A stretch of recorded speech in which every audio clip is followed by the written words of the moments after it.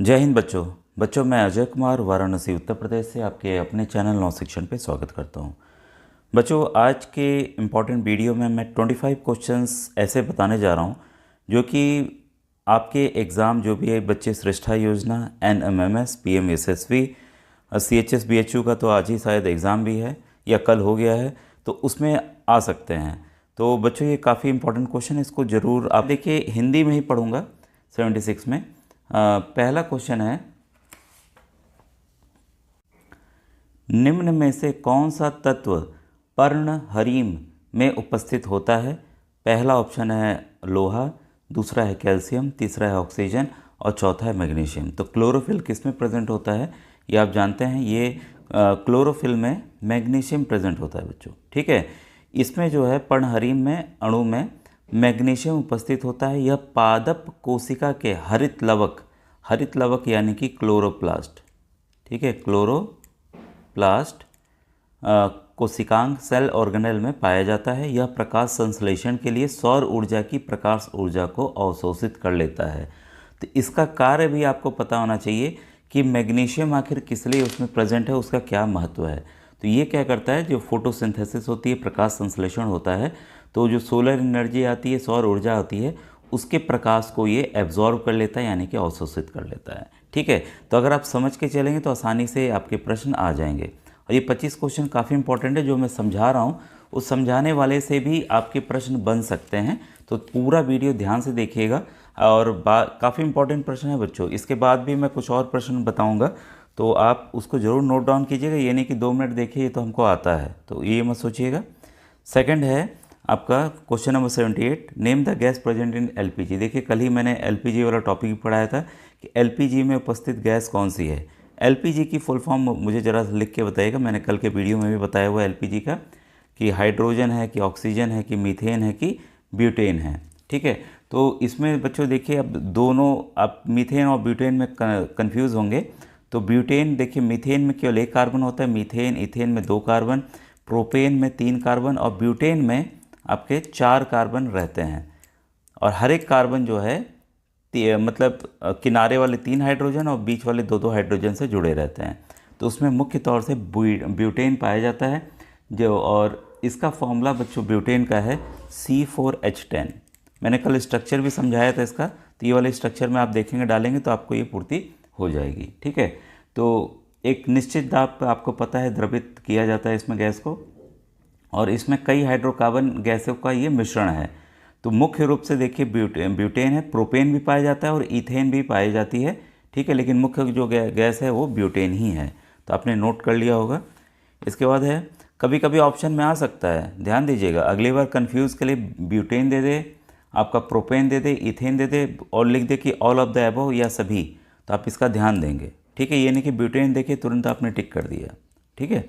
इसके बाद है आपका question number 78, which gas is present to replace CFC। अब देखिए ये क्वेश्चन अपने आप में इंपॉर्टेंट हो जाता है। निम्नलिखित में से कौन सी गैस का उपयोग CFC के स्थान पे किया जाता है? अब ये देखिए हिंदी में भी CFC ही कहेंगे, क्लोरोफ्लोरोकार्बन, ठीक है, क्लोरोफ्लोरोकार्बन, ठीक है। या एक और चीज़ है इसके साथ में हाइड्रोक्लोरोफ्लोरोकार्बन, बस H लग जाता है, बाकी चीज़ें वही रहती हैं, ठीक है। ये मुख्यतः देखिए कार्बनिक यौगिक हैं, क्योंकि कार्बनिक यौगिक क्यों हैं, क्योंकि उनमें कार्बन पाया जा रहा है, ठीक है। तो ये जो केवल कार्बन, क्लोरीन, हाइड्रोजन और फ्लोरीन परमाणुओं से बनते हैं। CFC का प्रयोग कहाँ होता है पहले इसको जान लीजिए। हमने तो देख लिया भाई CFC को किसने रिप्लेस किया, लेकिन इसका प्रयोग कहाँ होता है। इसका प्रयोग देखिए बच्चों रेफ्रिजरेटर्स में, प्रणोदक के रूप में, विलायक के रूप में किया जाता है। CFC गैस द्वारा ओजोन परत का क्षय हो रहा है। जो ओजोन परत है, अगर हमारे पृथ्वी के चारों तरफ एक ओजोन की परत है जो कि सूरज से आने वाली अल्ट्रावायलेट किरणें हैं, जो UV रेज हैं, उससे हमें बचाता है, ठीक है। तो क्या हो रहा है, CFC का ज़्यादा इस्तेमाल हो रहा था, ओजोन छिद्र हो जा रहा था ओजोन के परत में, तो UV रेज डायरेक्ट आ रही थी। अगर UV रेज डायरेक्ट हमारे इंसानों के चमड़ों पे पड़ेंगी तो उनको स्किन कैंसर हो जा रहा था, और ये बहुत ही ख़तरनाक था। तो इसके लिए किया गया कि जो दुनिया ने फैसला लिया कि अब क्लोरोफ्लोरोकार्बन का हम इस्तेमाल नहीं करेंगे, ठीक है।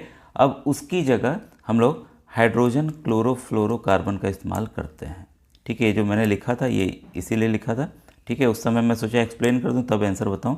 तो हाइड्रोक्लोरोफ्लोरोकार्बन का इस्तेमाल अब इस समय हो रहा है। तो 78 का ऑप्शन नंबर ए बच्चों सही है। क्वेश्चन नंबर 79 है बच्चों, देखिए अगर ऐसे ही समझा कर पढ़ाना है तो बता दीजिएगा, क्योंकि मैं चाहता तो बस आंसर बता दीजिए, ये याद कर लीजिए, इसका ये याद कर लीजिए, तो लेकिन समझाने से चीज़ें अच्छे से स्पष्ट हो जाती हैं और एग्ज़ाम में प्रश्न बदल के थोड़ा बहुत आ सकते हैं, आते भी हैं। क्वेश्चन 79, प्रथम रजोधर्म या ऋतुस्राव का आरंभ स्त्रियों में क्या कहलाता है? ठीक है, तो 79 का जो सही आंसर है वो है बच्चों ऑप्शन नंबर डी, मेनार्च।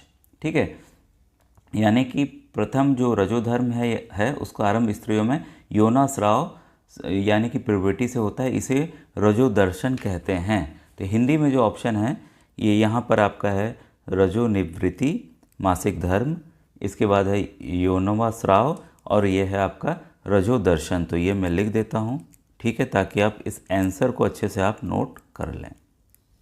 ठीक है, तो रजोदर्शन ऑप्शन नंबर डी या मेनार्च इसका सही है, मेनार्क। Option number 80। ठीक है, ये ऑप्शन 80 है आपका, हिंदी में पढ़ दूँ। निम्नलिखित में से कौन सा कथन सभी कोशिकांगों के बारे में असत्य है? इसका मतलब कि 3 चीज़ें इसमें सत्य होंगी। ठीक है, तो पहला ऑप्शन है आपका they are found in all eukaryotic cell, यानी कि ये सभी यूकार्योटिक कोशिकाओं में पाए जाते हैं, ये सही है। दूसरा है ये केवल बहुकोशिकीय जीवों में पाए जाते हैं, ये भी सही है, मल्टीसेलुलर में पाए जाते हैं। तीसरा है ये कोशिकांग का निर्माण करने के लिए समन्वय करते हैं, ये गलत है। फिर है वे छोटे आकार के होते हैं और ज़्यादातर आंतरिक होते हैं, ये सही है। ठीक है, तो इसका ऑप्शन नंबर सी जो है वो सही है।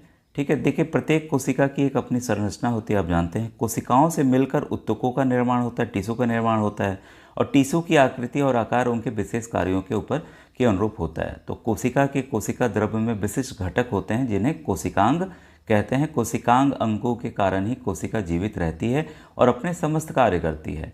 ठीक है, कोशिकांग तथा झिल्ली द्वारा विशेष कार्य जैसे अवशोषण, पोषण, जनन, वृद्धि आदि ये सब कार्य चलते रहते हैं। ठीक है, तो ये आप समझ गए होंगे पॉइंट। फिर देखिए क्वेश्चन नंबर 81, ये देखिए न्यूमेरिकल है, काफ़ी इंपॉर्टेंट है। सवाल कह रहा है एक लड़का 100 न्यूटन के बल द्वारा गाड़ी को खींचता है। भाई कोई गाड़ी है मान लीजिए, ठीक है, उसको 100 न्यूटन का बल लगाता है, ठीक है, और उसको खींचता है। गाड़ी पर कार्यरत घर्षण बल 20 न्यूटन है। घर्षण बल आपको पता है बच्चों, सबसे पहले देखिए अगर आप कोई भी कॉपी, किताब या कुछ भी खसका रहे हैं, ठीक है, तो ज़मीन से अवरोध मिलता है उसको, तो उसी को फ्रिक्शन करते हैं। तो बताइए वो किस दिशा में कार्य करेगा, इधर को की तरफ करेगा कि इधर की तरफ करेगा? तो हमेशा ये रोकता है मतलब ये उल्टा दिशा में कार्य करेगा। ठीक है, तो दिशा से आप समझिए, इधर बल लग रहा है, इधर आपका घर्षण बल यानी कि फ्रिक्शनल फोर्स लग रहा है, तो ये लग रहा है आपका 20 न्यूटन का। ठीक है, तो गाड़ी को गति प्रदान करने वाले बल का मान क्या होगा? तो इंग्लिश मीडियम वाले बच्चे तो भाई इंग्लिश अपना पढ़ ही लिए होंगे। ठीक है, तो यहाँ पर देखिए जो नेट बल होगा वो हमेशा क्या करना है, बस इसको घटा देना, कुछ भी नहीं था, घटा दीजिए, कितना आ गया 80 न्यूटन।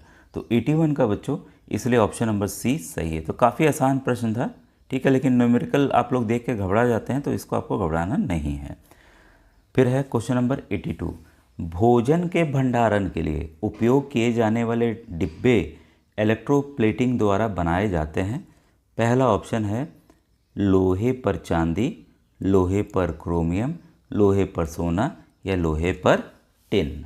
ठीक है, तो इसमें देखिए लोहे की तुलना में बच्चों टिन धातु जो है वो कम क्रियाशील होती है, इसीलिए हम क्या करते हैं कि लोहे पर एक टिन की यानी कि टिन की जो है परत चढ़ाई जाती है।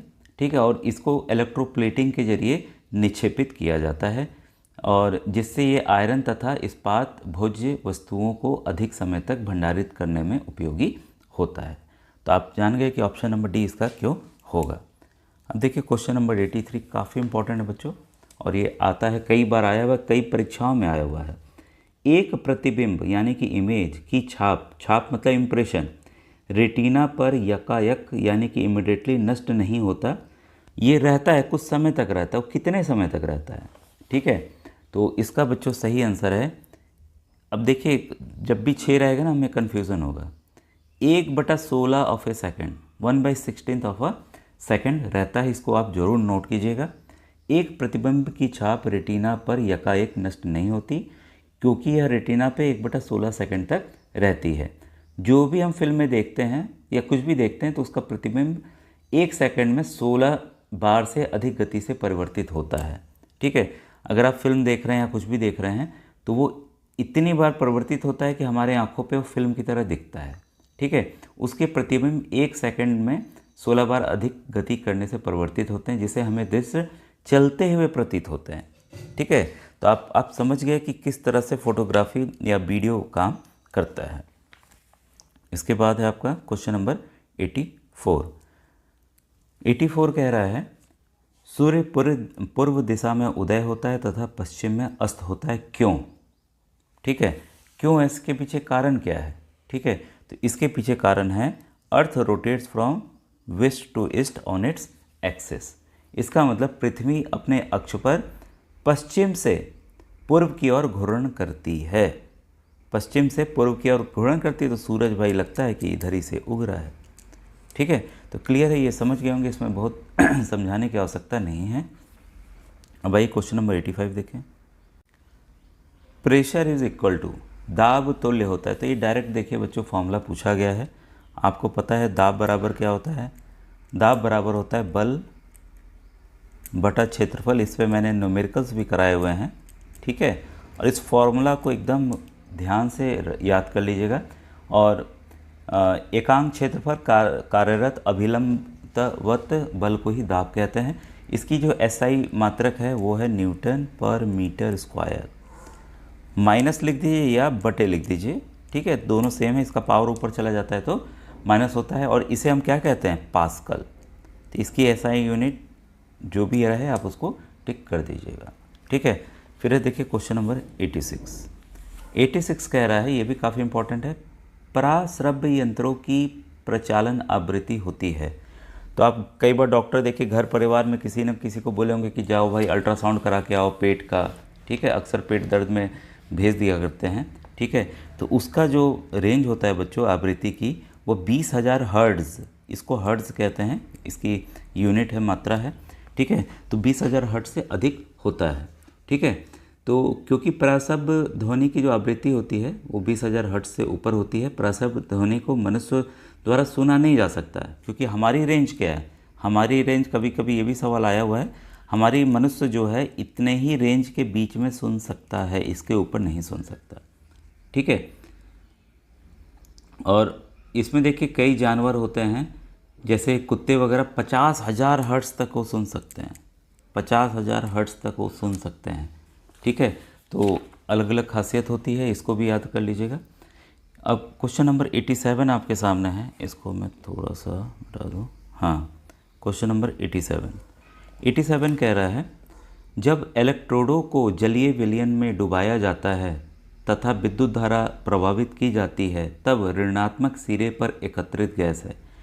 इससे बच्चों ये जो टॉपिक ही मैंने पूरा पढ़ाया हुआ अच्छे से, बस आपको प्लेलिस्ट में जाकर इसको देखना होगा, क्योंकि इसको विधिवत, इससे हर एक सवाल में हर एक साल सवाल आते हैं कुछ ना कुछ।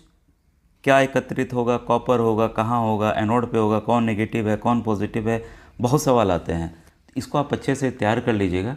ठीक है, तो देखिए जब इलेक्ट्रोडों को जलीय विलयन यानी कि गलित अवस्था में विद्युत धारा प्रभावित की जाती है तो विद्युत अपघटन की क्रिया होती है। इसी प्रक्रम में धनायन कैथोड पर और ऋणायन जो है वो नेगेटिव है वो एनोड पर एकत्रित हो जाते हैं, अतः ऋणायन एनोड पर हाइड्रोजन गैस निक्षेपित होगी। ठीक है, तो इसलिए 87 का बच्चों ऑप्शन नंबर ए जो है वो सही है। ठीक है, फिर क्वेश्चन नंबर 88 है। अब देखिए बच्चों ये 88 प्रश्न थोड़ा सा कन्फ्यूज़न वाला दिख भी रहा है मुझे।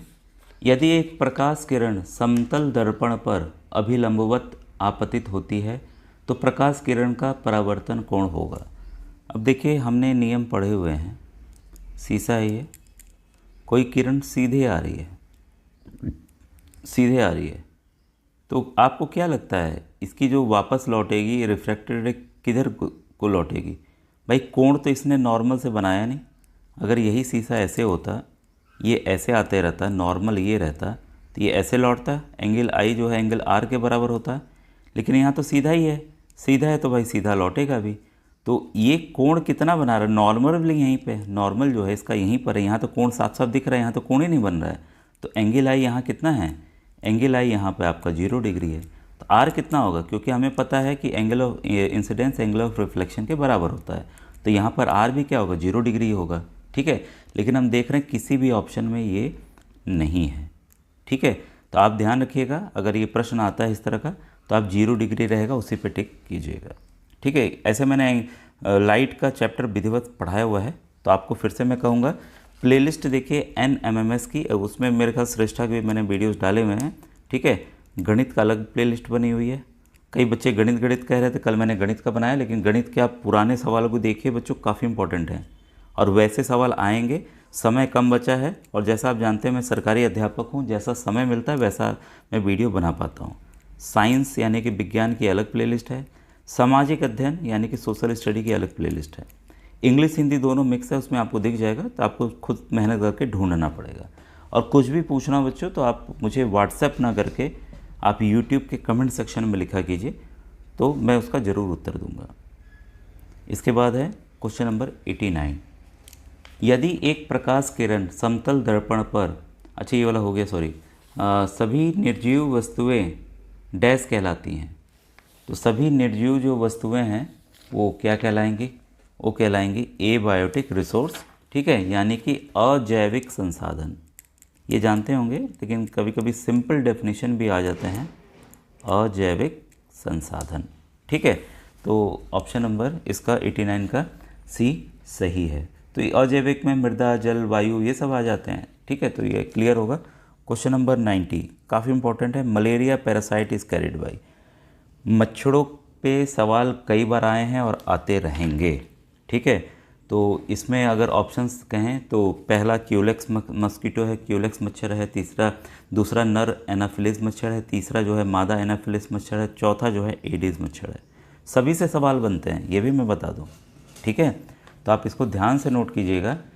ये इसके पीछे देखिए, मलेरिया रोग जो है वो एक कोशिकीय यानी कि यूनिसेलुलर प्रोटोजोअन परजीवी प्लाज्मोडियम द्वारा होता है।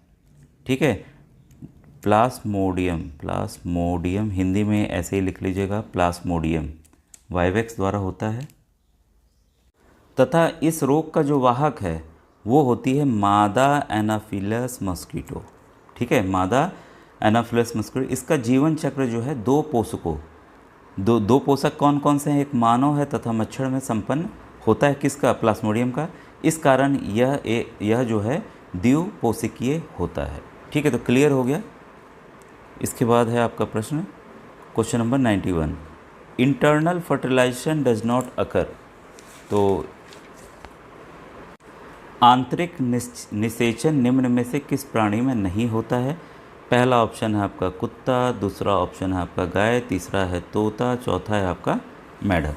ठीक है, तो 91 का सही आंसर है बच्चों फ्रॉग। तो इसमें इंटरनल फर्टिलाइजेशन नहीं होता है।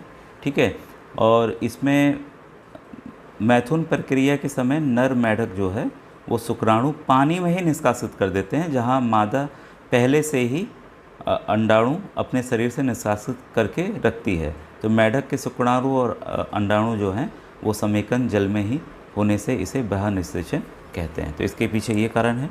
92 है रीजनरेशन इज़ ऑब्जर्व्ड इन, यानी कि पुनरुद्भवन प्रक्रिया निम्न में से किस जीव में पाई जाती है। तो ये रीजनरेशन की प्रक्रिया जो है प्लेनेरिया, हिंदी में भी यही है बच्चों,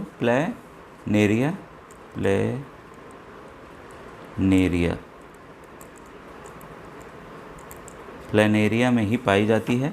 ठीक है, और इसमें इस जीव के शरीर के किसी भी एक कटे हुए भाग से एक संपूर्ण जीव का निर्माण हो जाता है, क्योंकि इसमें स्टेम सेल उपस्थित होता है जिन्हें नियोप्लास्ट कहा जाता है। ये कोशिकाएं पूरे शरीर में वितरित रहती हैं। जब शरीर का कोई भाग विच्छिन्न हो जाता है या हट जाता है तो वहाँ से नए ऊतकों का निर्माण होना शुरू हो जाता है और सक्रिय हो जाते हैं। ठीक है, फिर है रैपिड कंबस्चन इज़। अब देखिए डायरेक्ट ये डेफिनेशन है, तीव्र दहन क्या है। ठीक है, तो पहला ऑप्शन है आपका जब गैस जलकर ऊष्मा तथा प्रकाश उत्पन्न करे, जब पदार्थ अचानक जलकर धुआं उत्पन्न करे, ऊष्मा का उत्पादन उपरोक्त में से कोई नहीं। ठीक है, तो 93 का सही आंसर है ऑप्शन नंबर ए। जब गैस तीव्रता से जलकर ऊष्मा तथा प्रकाश उत्पन्न करती है तो उसे ही हम क्या कहते हैं, दहन प्रक्रिया दहन कहलाता है, रैपिड कंबशन कहलाता है। इसमें क्या क्या आएगा, इसमें आपका एलपीजी आएगा, सीएनजी आएगा, पेट्रोल आएगा, ये तीव्रता से दहन करते हैं। तो एग्जाम्पल भी आप याद जरूर रखिएगा। बच्चों आपने पुराने अगर पेपर देखे होंगे तो इस तरह के लंबे लंबे भी प्रश्न श्रेष्ठा में आए हुए हैं। ठीक है, और परीक्षाओं में भी आते हैं। तो देखिए मैं आराम से इसको पढ़ रहा हूँ, ध्यान से सुनिएगा। एक विद्यार्थी प्रयोगशाला में आसवन प्रक्रिया का प्रयोग कर रहा है। आसवन फ्लास्क में जल उबल रहा है। ग्राही फ्लास्क में एकत्रित जल को ठंडा किया जाता है तथा बर्फ़ के टुकड़े बनाए जाते हैं। बर्फ़ के टुकड़ों को बाहर रखा जाता है और वे पिघलने लगते हैं। जल की निम्नलिखित अवस्थाओं को उनकी कुल ऊर्जा, तो कुल ऊर्जा आप हमेशा जानते हैं potential energy plus kinetic energy के आरोही क्रम में लिखिए। इसमें पानी का भार समान दे दिया गया है। ठीक है, तो इनकी कुल एनर्जी को लिखना है। 4 कंडीशन आप कहानी की तरह यहाँ पर समझा दिया गया है। ठीक है, तो यदि देखिए मिश्रण को द्रव घुलनशील है तो विघटित हुए बिना उबलते हैं तथा जिनके घटकों के क्वाथनांकों के मध्य अंतराल होता है उन्हें आसवन द्वारा पृथक किया जा सकता है। तो आसवन में द्रव को वाष्प में और वाष्प को पुनः संघनन द्वारा द्रव में रूपांतरित किया जाता है। आसवन का प्रयोग केवल उन द्रव्यों के लिए किया जाता है जिनके क्वाथनांक में 25 केल्विन से अधिक का अंतर ना हो। ठीक है, तो हमेशा ये प्रक्रिया चलते रहती है। तो इस आधार पर ऑप्शन नंबर बी जो है बच्चों वो आपका सही उत्तर है। ठीक, ऑप्शन नंबर बी 94 का आपका बी ऑप्शन सही है। तो इसमें क्या होगा आपका, सबसे पहले रेफ्रिजरेटर में बर्फ़ का निर्माण है, इसके बाद जल को ग्राही फ्लास्क में एकत्रित करना है, तीसरा है आपका आसवन में जल को उबालना है। ठीक, और चौथा है प्रवाह नली द्वारा वाष्प का प्रवाह है। ठीक है, तो ये आपने समझा। ये चीज़ ध्यान रखिएगा कि काइनेटिक एनर्जी जो है हमारी तब बढ़ती है, ठीक है, जब कोई चीज़ उबाला जाता है या उसको और हीट किया जाता है या धक्का दिया जाता है। कोई बॉल है, बॉल से ही समझिए, अगर आप बॉल खड़ी है कहीं रुकी हुई है तो उसमें पोटेंशियल एनर्जी सबसे, जहाँ हमने उसको ताकत से भेजा ऊपर की तरफ, ठीक है, या कहीं पे फेंका तो उसकी काइनेटिक एनर्जी बढ़ती चली जाएगी, फिर वो घटती चली जाती है। तो दोनों बैलेंस रहते हैं, हमेशा टोटल एनर्जी एक समान रहती है। इसके बाद क्वेश्चन नंबर 95 आपका है, किसी स्रोत से प्राप्त CO2 यानी कि कार्बन डाइऑक्साइड के यौगिकों कार्बन तथा ऑक्सीजन का अनुपात उनके भार के समान प्राप्त होता है। यह नियम क्या है? इस नियम को हम क्या कहते हैं? तो इस नियम को हम कहते हैं, पहले मैं बता दूं क्या क्या दिया। Law of conservation of mass को कहेंगे द्रव्यमान संरक्षण का नियम, फिर है लॉ ऑफ डेफिनाइट प्रोपोर्शन को कहेंगे स्थिर अनुपात का नियम, तीसरा है लॉ ऑफ मल्टीपल प्रोपोर्शन को कहेंगे गुणित अनुपात का नियम। ये सभी मैंने समझाए हुए हैं, प्लेलिस्ट में जाकर देखना होगा। लॉ ऑफ रेसिप्रोकल प्रोपोर्शन व्युत्क्रम अनुपात का नियम, इसमें होगा क्या बच्चों, कोई भी रिएक्शन दे देंगे, पूछ लेंगे इनमें से ये कौन सा लॉ फॉलो करता है, कौन सा नियम फॉलो करता है, तो आपको बच्चों समझना ज़रूरी है। ठीक है, तो एक ही वीडियो में मैं सब कुछ नहीं कर सकता, ये कंफर्म हो कि इससे सवाल आते हैं और आएंगे। ठीक है, तो 95 का आपका जो सही आंसर है वो है आपका ऑप्शन नंबर बी, यानी कि स्थिर अनुपात का नियम, लॉ ऑफ डेफिनाइट प्रोपोर्शन। ठीक है, तो इसमें देखिए प्रत्येक शुद्ध रासायनिक यौगिक में उपस्थित तत्व एक निश्चित भार अनुपात में ही पाए जाते हैं, चाहे उन्हें किसी भी विधि से बनाया गया हो। अब देखिए उदाहरण के तौर पर CO2 को चाहे किसी भी स्रोत से लिया गया हो, इसमें कार्बन तथा ऑक्सीजन का अनुपात सदैव जो है वो 3:8 के अनुपात में, अगर इसी को मल्टीप्लाई कर दें तो 12:32 के अनुपात में रहेगा। तो ये इसका एटॉमिक मास है। ठीक है, तो इस तरह से आप इसको समझ सकते हैं। ठीक है, अब आइए क्वेश्चन नंबर 96 देखें। क्वेश्चन 96 ये भी काफ़ी अच्छा क्वेश्चन है।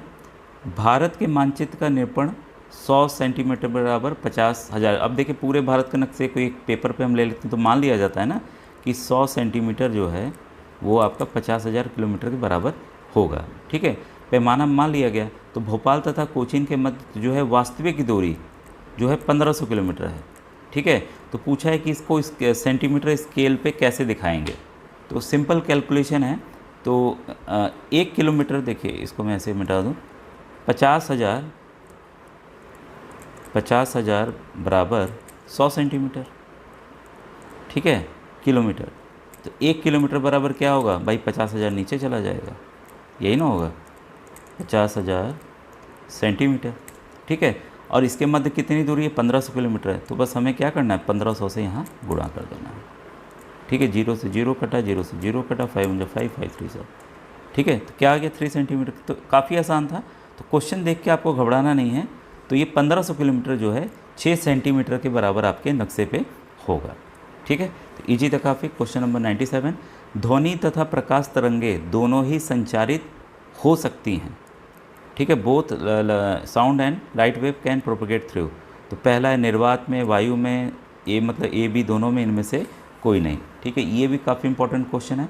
तो ध्वनि और प्रकाश तरंगे दोनों ही वायु में संचरित होती हैं। ध्वनि तरंगे निर्वात में संचरित नहीं होती हैं, परंतु प्रकाश होती है, ठीक है। क्योंकि प्रकाश तरंगे विद्युत चुंबकीय तरंगे होती हैं, यानी कि वो इलेक्ट्रोमैग्नेटिक वेव्स होती हैं, जबकि ध्वनि तरंगे जो हैं यांत्रिक तरंगे होती हैं, यानी कि मैग्नेटिक वेव्स होती हैं। तो इसके पीछे ये कारण है, इसको भी आप ज़रूर ध्यान रखिएगा, क्योंकि क्वेश्चंस बदल के अलग अलग आते हैं। Question number 98, a man stands in front of a mirror and find that his image is larger than himself, the mirror is dash mirror. ये सिंपल प्रश्न है। और एक व्यक्ति दर्पण के सम्मुख खड़ा होकर यह पाता है कि उसका प्रतिबिंब उससे बड़ा है जो तो प्रयुक्त दर्पण डैश दर्पण है। तो पहला ऑप्शन है आपका उत्तल, अवतल, समतल, ए और बी दोनों। बच्चों देखिए, जब प्रश्न आएंगे, जब आप परीक्षा दे लीजिएगा तो ज़रूर बताइएगा कि मेरे बताए हुए प्रश्न आए कि नहीं आए, क्योंकि पिछले 2 वर्षों से जो भी मैं मॉडल पेपर बना रहा हूँ या बता रहा हूँ, उसके प्रश्न आते ही आते हैं और आए भी हैं, ठीक है। ये इसमें देखिए बच्चों, ऑप्शन बी जो है वो सही है, कॉन्केव। अवतल दर्पण से आवर्धित अर्थात बड़ा प्रतिबिंब उत्तल दर्पण द्वारा वस्तु का छोटा प्रतिबिंब तथा समतल दर्पण द्वारा वस्तु की आकृति के बराबर बनता है, ठीक है। तो आपका अवतल दर्पण ही उत्तर इसका सही है, ठीक है। ये भी देखिए काफ़ी अच्छा क्वेश्चन है। क्वेश्चन नंबर 99, प्रत्येक फेफड़ा दोहरी झिल्ली द्वारा ढका होता है जिसे प्लूरा कहते हैं, ठीक है। यह वह झिल्ली जो फेफड़े के पृष्ठ सतह पर उपस्थित होती है क्या कहलाती है। पहला है आपका विसरल प्लूरा, दूसरा आपका है फेफड़े की प्लूरा, तीसरा है पेरिटोनिमल प्लूरा और ये है पेराइटल प्लूरा। तो बच्चों हिंदी में भी ऐसे ही है, अलग नहीं है, जो मैं उच्चारण कर रहा हूँ वही हिंदी में भी आपका लिखा हुआ है प्रश्न, ठीक है। तो इसका आंसर है बच्चों ऑप्शन नंबर ए, ठीक है। प्रत्येक फेफड़े में 2 झिल्लियाँ आवृत होती हैं जिसे प्लूरा कहते हैं। इसकी आंतरिक झिल्ली जो फेफड़े से मजबूती से जुड़ी रहती है उसे विसरल प्लूरा झिल्ली कहते हैं तथा बाहरी झिल्ली के पेराइटल प्लूरा कहते हैं, जो संयोजी ऊतक द्वारा डायाफ्राम से संबंधित होती है। तो आप बताइएगा बच्चों, डायफ्राम कहाँ किसके बीच में रहता है? अगर आपको इसकी जानकारी हो तो कमेंट सेक्शन में मुझे बताइएगा। और ये आज का आखिरी क्वेश्चन है। ये कह रहा है नाइट्रोजनी उत्सर्जी पदार्थ निम्न में से किस रूप में उत्सर्जित होते हैं। वेरी इंपॉर्टेंट क्वेश्चन, ठीक है। तो ऑप्शंस में हिंदी में पढ़ दूँ, यूरिया टैडपोल में तथा अमोनिया वयस्क मेढक में, फिर है अमोनिया टैडपोल में तथा यूरिया वयस्क मेटल में, टैडपोल तथा वयस्क दोनों में यूरिया के रूप में, यूरिया टैडपोल में तथा यूरिया अम्ल वयस्क मेढक में, ठीक है। तो चारों ऑप्शन मैंने बता दिए। जो इसका सही ऑप्शन है वो है ऑप्शन नंबर बी बच्चों, ठीक है। अमोनिया टैडपोल में और यूरिया वयस्क मेढक में। तो इसमें देखिएगा जो नाइट्रोजनी उत्सर्जी पदार्थ अमोनिया टैडपोल में, यूरिया इसमें पाए जाते हैं। अमोनिया का उत्सर्जन करने वाले जीवों को अमोनिया उत्सर्जी कहते हैं। अमोनिया को शरीर से बाहर उत्सर्जन करने के लिए बहुत अधिक मात्रा में जल की आवश्यकता होती है, अतः केवल सरल जलीय जीवों में ही इसका उत्सर्जन होता है, सभी में नहीं होता है। वे जीव जो यूरिया का उत्सर्जन करते हैं यूरिया उत्सर्जी कहलाते हैं। यूरिया का उत्पादन यकृत में होता है। यूरिया का उत्पादन कहाँ होता है? यकृत यानी कि लीवर में होता है। अमोनिया से होता है तथा इसके निर्माण में अमोनिया व कार्बन डाइऑक्साइड का संयोग होता है। ठीक है, तो हमने फॉर्मूला भी वो देखा हुआ है, पिछले बार मैंने बताया भी था, समझाया भी था। तो बच्चों आज का वीडियो कैसा लगा ज़रूर बताइएगा, और इस तरह की वीडियोस बनाने हैं तो कमेंट सेक्शन में ज़रूर कमेंट कीजिएगा बच्चों। ठीक है, थैंक यू वेरी मच।